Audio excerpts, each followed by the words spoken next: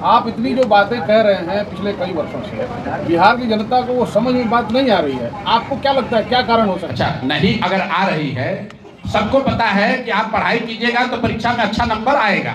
इसका मतलब ये तो नहीं कि सब आदमी पढ़ने लगेगा। तो लेकिन जो शिक्षक है वो तो आपको यही बताएगा कि पढ़िए, वो तो ये नहीं कहेगा कि पढ़ाई छोड़ दीजिए। समझना नहीं समझना आपके हाथ में है।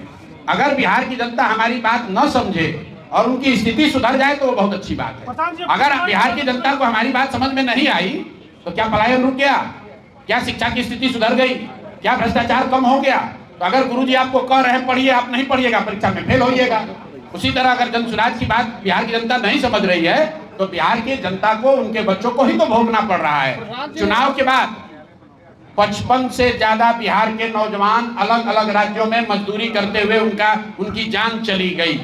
यही बात तो जनसुराज कह रहा था, यही बात तो जनसुराज कह रहा था। जनसुराज ने कहा कि भाई तुम जाति की चिंता मत करो, कोई तुम्हारे जात का नेता तुम्हारी मदद नहीं करेगा। अभी दिल्ली में जिस पांडव कुमार को मार दिया गया, सिर्फ ये कह के कि तुम बिहारी हो, बिहार के लोग यहाँ गंद फैलाए हैं, आप में से ज्यादातर पत्रकारों को जानकारी नहीं होगी पांडव कुमार की जाति कुशवाहा है। आप लोग कह रहे हैं कि सारे कुशवाहा लोग खुश हैं कि कोई उनके जाति का आदमी मुख्यमंत्री बन गया। जरा जाकर पांडव कुमार के माँ बाप से पूछिए कि क्या वो भी खुश है, क्या वो भी खुश है?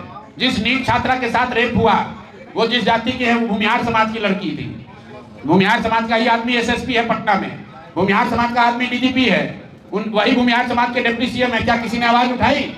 तो भाई अगर ये यही बात तो जनसुराज बता रहा है कि नेता अपनी चिंता कर रहा है, अपने बच्चों की चिंता कर रहा है। जाति और धर्म में हम और आप फंसे हुए हैं और जब तक आप इसको नहीं समझिएगा तब तक आपके और आपके बच्चों का भला नहीं हो।